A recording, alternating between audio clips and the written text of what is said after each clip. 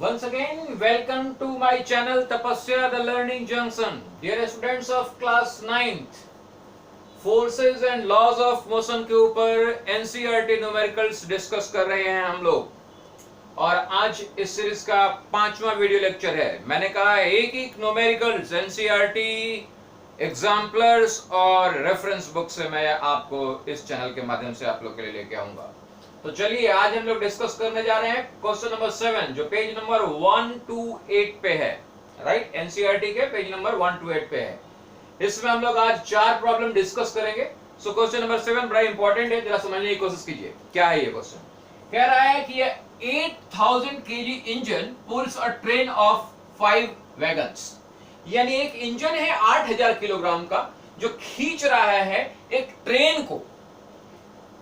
किसको खींच रहा है? एक ट्रेन को, जिसमें 5 वैगन्स हैं, यानी 5 बॉगियां हैं। Each of 2000 KG, her boggy का वजन कितना है? 2000 kilo. along a horizontal track. If the engine exerts a force of 40,000 Newton, engine जो है ट्रेन के ऊपर जो फोर्स लगा रहा है वो कितना फोर्स लगा रहा है? 40,000 न्यूटन का फोर्स लगा रहा है।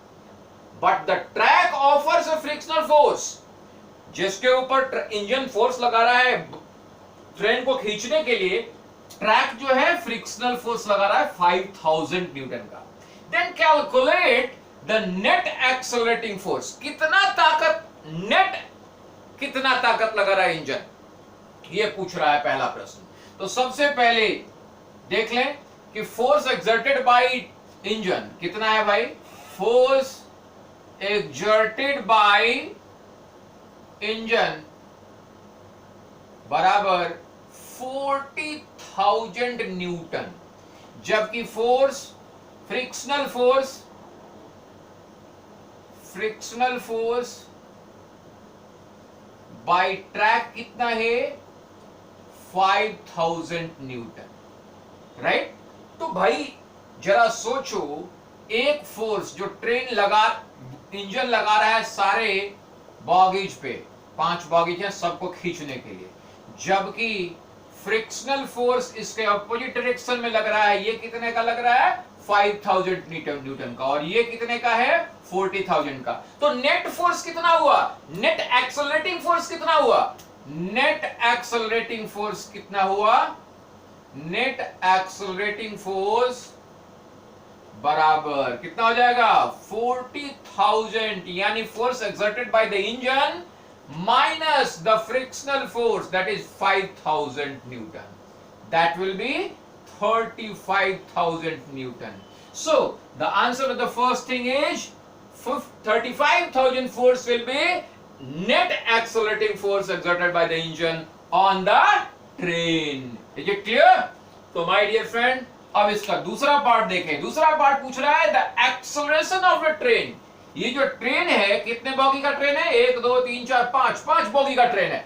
इस 5 बॉगी का ट्रेन का एक्सेलरेशन पूछ रहा है।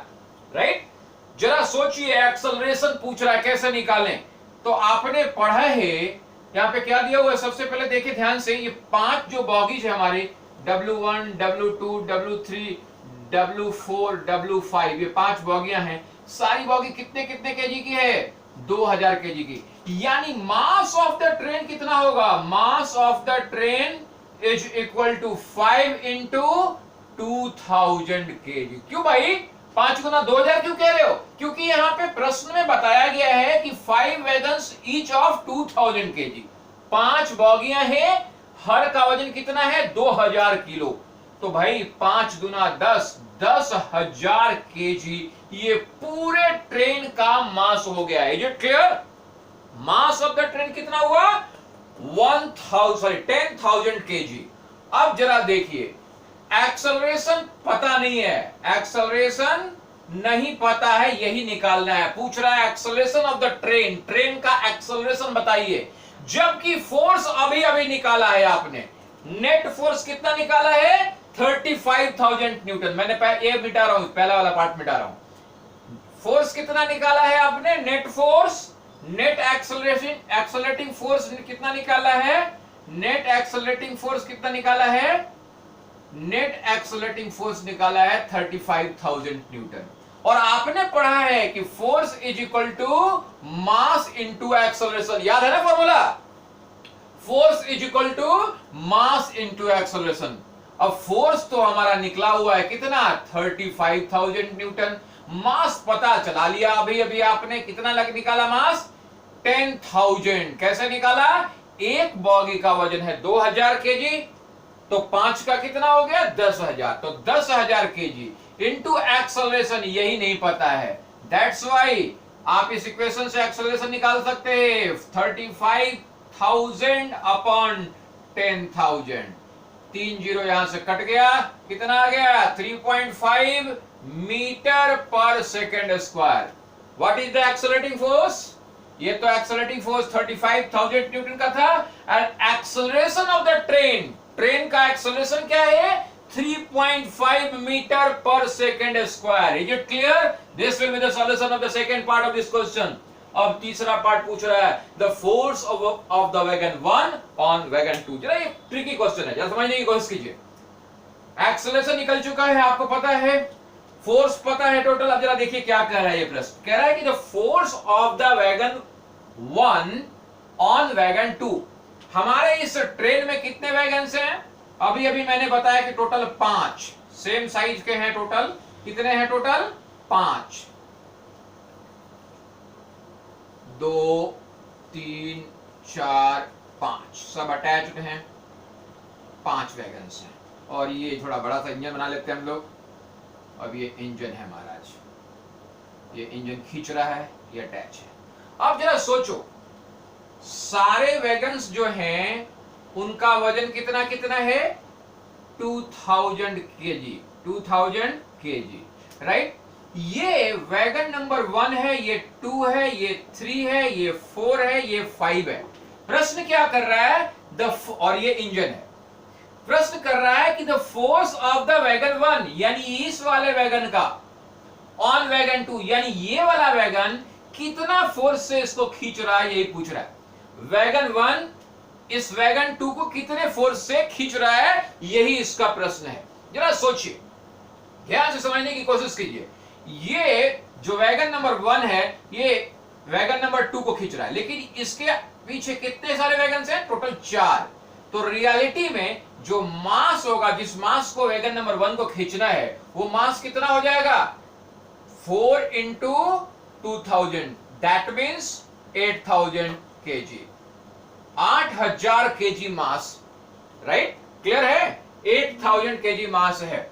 अब जरा सोचिए, अब आपको अभी अभी हमने बताया कि भाई यहां से यहां तक का जो मास है कितना है, 8000 केजी का। अब 8000 केजी का मास है और एक्सेलरेशन कितना है भाई, ए कितना है, अभी भी देखा पूरे ट्रेन का एक्सेलरेशन कितना है, निकाला है आपने 3.5 मीटर पर सेकंड स्क्वायर, यही निकाला है। ध्यान से देख लीजिए, 3.5 मीटर पर सेकंड स्क्वायर, यही निकाला है ना। तो भाई मास पता है आपको, एक्सेलरेशन पता है नहीं, तो भाई अब बताइए क्या फॉर्मूला है। पूछ रहा है कि भाई वैगन 1 जो है कितना फोर्स लगाएगा इसके ऊपर, वैगन 2 के ऊपर, तो कैसे निकलेगा, फोर्स इज इक्वल टू क्या होता है, मास इनटू एक्सेलरेशन। अब मास कितना निकला, 8000 केजी, एक्सेलरेशन कितना है, 3.5 मीटर पर सेकंड स्क्वायर। गुना कीजिए, कितना आ जाएगा, मल्टीप्लाई कीजिए, मल्टीप्लाई करेंगे तो कितना आ जाएगा, गुना करके देख लीजिए एक बार, मल्टीप्लाई कर लेते हैं हम लोग। चलिए इसे मिटा रहा हूं मैं,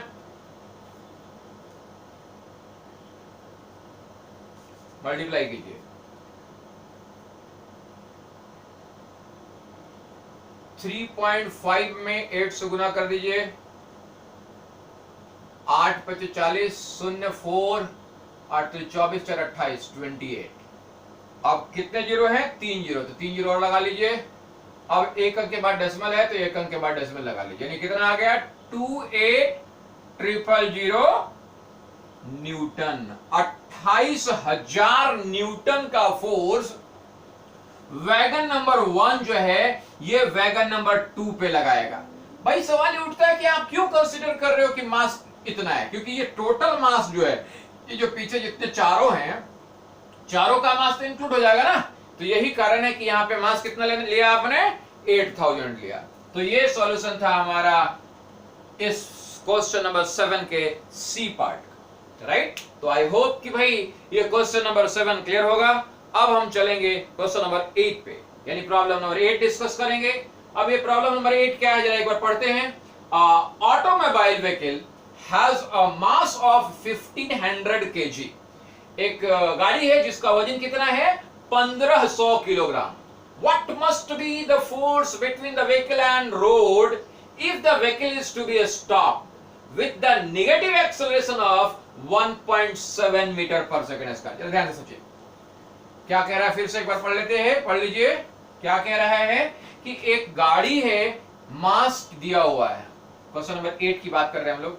मास क्या दिया हुआ है, 1500 kg दिया हुआ है, right. What must be the force, कितना फोर्स चाहिए between the vehicle and the road if the vehicle is to be stop. गाड़ी को रोकना है, गाड़ी को क्या करना है, रोक देना है विथ नेगेटिव एक्सेलरेशन ऑफ 1.7, यानी ए कितना है, -1.7 मीटर पर सेकंड स्क्वायर। सर माइनस क्यों ले रहे हो, बिकॉज निगेटिव एक्सेलरेशन, माइनस का मतलब क्या है कि जिस डायरेक्शन में मोशन हो रहा है एक्सेलरेशन उसके अपोजिट डायरेक्शन में, तभी तो रुकेगा। तो भाई एक्सेलरेशन हमने क्या लिया, माइनस साइन के साथ लिया, 1.7 मीटर पर सेकंड स्क्वायर। कितना फोर्स चाहिए व्हीकल को रोकने के लिए, तो अभी हमने पढ़ा फोर्स इज इक्वल टू क्या होता है, मास इनटू एक्सेलरेशन। मास कितना है, 1500 kg इंटू 1.7 माइनस साइन के साथ, राइट। इतना न्यूटन का फोर्स लगेगा। गुना कर लीजिए, 15 से 7 बार गुना, 15 7 जा 105, 10 कैरी हो गया, 15 एकम 15 10 25, राइट। फिर से देख लें, ठीक है, और डबल जीरो आ गया, एक अंक के बाद डेसिमल और माइनस साइन, यानी कितना आ गया, -2550 न्यूटन। इतने न्यूटन का फोर्स लगेगा किस लिए, गाड़ी को रोकने के लिए। Is it clear, I hope it is clear to all of you. अगर ये क्लियर है तो हम चले नेक्स्ट प्रॉब्लम पे। फिर से समझ लीजिए एक बार, इस प्रॉब्लम को देख लीजिए क्या कह रहा है, बहुत छोटा सा प्रॉब्लम कि भाई एक ऑटोमोबाइल है जिसका मास है 15 kg, कितना फोर्स चाहिए between the vehicle and the road, road और व्हीकल के बीच में कितना फोर्स चाहिए, किस काम के लिए, रोकने के लिए, कितने देर में रोकने के लिए कितना फोर्स चाहिए, जबकि एक्सेलरेशन कितना है, नेगेटिव एक्सेलरेशन 1.7। तो सिंपल सा formula F is equal to ma से निकल जाएगा 1 सेकंड के अंदर। इज इट क्लियर, तो come to the next problem number 9 of NCERT, page number 128। क्या कह रहा है भाई, कह रहा है what is the momentum of an object of mass m with a velocity v। अरे वाह, ये तो एकदम बच्चों का खेल से भी बच्चों का खेल है। सीधा सीधा आपने पढ़ा है कि every moving body is having momentum, right. हर एक बॉडी जो मूव कर रहा है उसके पास क्या होता है, मोमेंटम होता है। और मोमेंटम में क्या दिखा, मोमेंटम कैसे निकालते हैं हम लोग, मोमेंटम इक्वल टू क्या होता है, मास इनटू वेलोसिटी, यही होता है ना। तो भैया क्या बताएंगे, simple, what is the momentum of an object of the mass m with a velocity v, simple बताएंगे mv, राइट। और कुछ नहीं, हो सकता है इसमें ऑप्शंस दिया हुआ हो आपके प्रॉब्लम्स में, कई ऑप्शंस, उनमें से सेलेक्ट करने के लिए कहा जाए तो 1 नंबर के 1 मार्क्स के क्वेश्चन में प्राय ऐसा पूछा जाता है। Come to the next problem number 10, 10 number problem पे चल रहे हैं हम लोग। 10 नंबर प्रॉब्लम क्या कह रहा है, problem number 10, let us see problem number 10 क्या कह रहा है। देखिए, using a horizontal force of 200 newton we intend to move a wooden cabinet. एक कैबिनेट है, वुडन कैबिनेट है, using a horizontal force of 200 Newton, we tend to move a wooden cabinet across a floor with a constant velocity। हम लोग इसको क्या करना चाहते हैं, मूव करना चाहते हैं with a constant velocity, accelerate करके नहीं, constant velocity से मूव करना चाहते हैं, right? What is the frictional force that will be exerted on the cabinet? भाई जिस फ्लोर पे रखा है फ्रिक्शनल फोर्स तो लगेगा, तो फ्रिक्शनल फोर्स कितना होगा? हम चाहते हैं कि ये कांस्टेंट वेलोसिटी से मूव करे, तो फ्रिक्शनल फोर्स कितना होगा यही पूछ रहा है। यानी आप जो भी फोर्स लगा रहे हो वो फोर्स केवल इस फ्रिक्शनल फोर्स को कैंसिल करने में यूटिलाइज होगा। आपका कोई भी फोर्स इसे एक्सेलरेट करने के लिए यूज नहीं हो रहा है। फिर से ध्यान से पढ़ लीजिए क्वेश्चन कि using a horizontal force of 200 newton we intend to move a wooden cabinet. हम लोग इसके ऊपर फोर्स लगा रहे कितने का? 200 न्यूटन का। किस लिए? इसे कांस्टेंट वेलोसिटी से मूव करने के लिए। So what is the frictional force that will exert on the cabinet? कितना फोर्स लगेगा? Exerted force. तो क्वाइट नेचुरल है, क्योंकि यहां पे वेलोसिटी जो कांस्टेंट वेलोसिटी है, एक्सेलरेटेड वेलोसिटी नहीं है, यही कारण है कि जो फोर्स लगा रहे हैं एग्जैक्टली कितने के बराबर होना चाहिए? ये होना चाहिए फ्रिक्शनल फोर्स के बाद। तो आप सीधा कहेंगे कि here exerted frictional force on the cabinet is equal to 200 Newton. क्यों हुआ समझ में आया आपको? क्योंकि यहां पे वुडन बॉक्स को आप कांस्टेंट वेलोसिटी से मूव करा रहे हो, इसके वेलोसिटी को इंक्रीज नहीं करा रहे हो, एक्सेलरेट नहीं करा रहे हो, इसलिए जो भी फोर्स लगा रहे हो वो फोर्स केवल और केवल फ्रिक्शनल फोर्स को न्यूट्रलाइज करने के लिए लगा रहे हो। Is it clear? तो ये आपका जवाब होगा इस प्रश्न का। क्लियर? तो my dear friend, this is the solution of problem number 7, 8, 9, 10 NCERT page number 128। Right?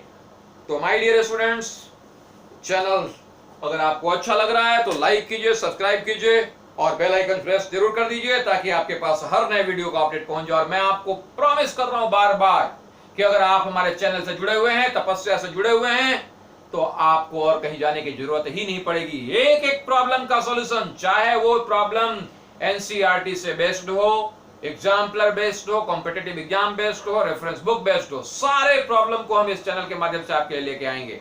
Channel देखते रहिए। धन्यवाद।